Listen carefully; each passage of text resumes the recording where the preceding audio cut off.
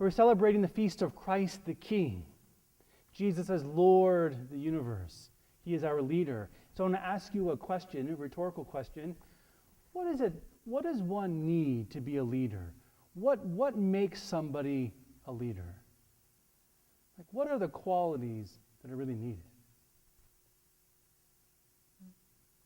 That's a great thing to think about. The church has thought about that a lot. The ancient philosopher has thought about that a lot. I've thought about that a lot. I would like you to think about that. I'm going to mention two things that I believe are important qualities of leadership. And ultimately, these are qualities that King David possessed greatly and that Jesus possessed greatly. One, quality of a great leader. Service. A great leader is a servant. Leaders are meant to be servants of their people. That's what it means to be a leader, isn't it? I mean, even in business, if you want to have a good business, serve your clients well. You don't have good service, then you're not going to have a leading company. But in terms of service, in terms of leadership, in terms of Christ's leadership, He came not to be served, but to serve. That's what it means to be a leader. Serve the people. Christ wants all of us to be leaders in the church, each in our own way. It's going to begin with humble service. It's very easy when one moves into levels of authority and leadership to do less and less actual service. That's a temptation. Jesus is a wonderful example to us because at the height of his leadership, he was an amazing servant to us all. Second quality is to defend the people. Leaders serve the people and they defend the people, particularly in terms of national leadership, like kings, right, lords. But Christ, who is our king, he defends the people. Look at King David. King David spent his life defending Israel from their enemies. That's why they chose him to become king, if you were listening to the first reading, because he was the one who was constantly leading Israel into battle, placing his life in jeopardy so that the people would be safe. True leaders defend the people. I imagine that our wars today would look very different if our leaders were the ones that were the first in the battle and the last out, like King David was. The great kings of old did that. They were the first ones in and the last ones out. They're the ones that defended their people because that's what service is. We see that in Christ Jesus. Give humble service. It's very interesting that biblically, shepherds are the ones who oftentimes take up roles of great leadership, like King David. Because that's what shepherds did. They were completely at the service of the sheep, and they defended them. Thus, the shepherd is the great model scripturally for one to become a leader. Shepherds can't take time off. Oh, I'm going to take a break for the afternoon. I'm kind of tired of this. Nope, it's too bad. I worked on dairy farms growing up. Any of you worked on a dairy farm? You know about cows? You don't ever take a day off. The cows have to be milked every day. Every day. Every day. There's no break. Ever. Ever. That's what it means. To be of service. So shepherds, always leading and defending. Just think about parents who are supposed to be the leaders of their family.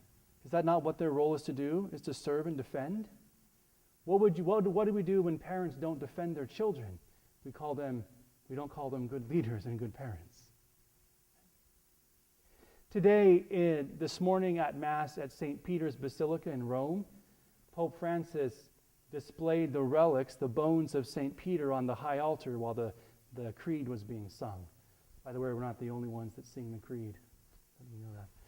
So the bones of St. Peter on the altar. It's the first time a pope has done that since Pius XII had archaeologists go under the altar and they found the bones of St. Peter. The church has always believed that the altar, St. Peter, was built over the tomb of St. Peter.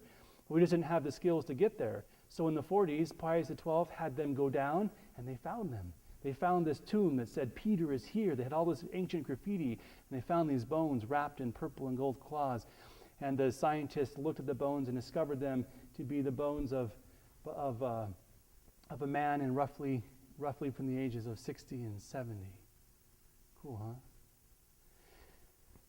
Pope Francis put the bones up on the altar for the creed today. Why did he do that? To be honored. Why?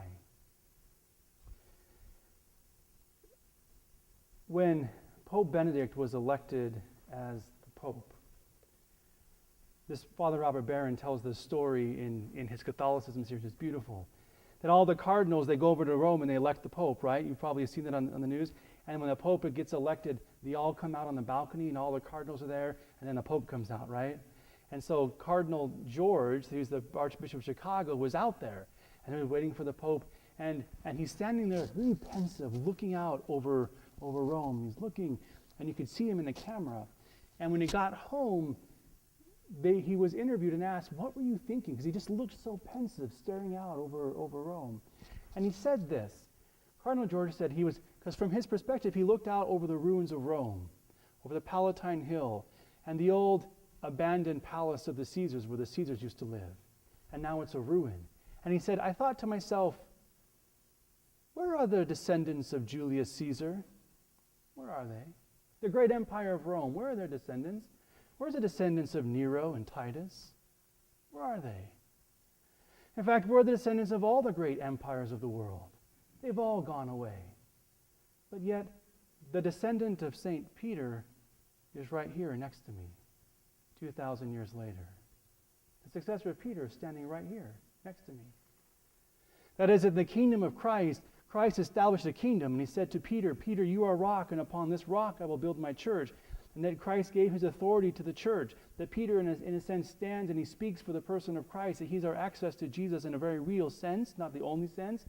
And that is still here with us today. That the kingdom of Christ is still in our midst 2,000 years later. Think about that. Any of you who've ever studied any sort of history or Western civilization, kingdoms come and kingdoms go like crazy. The church is still here 2,000 years later.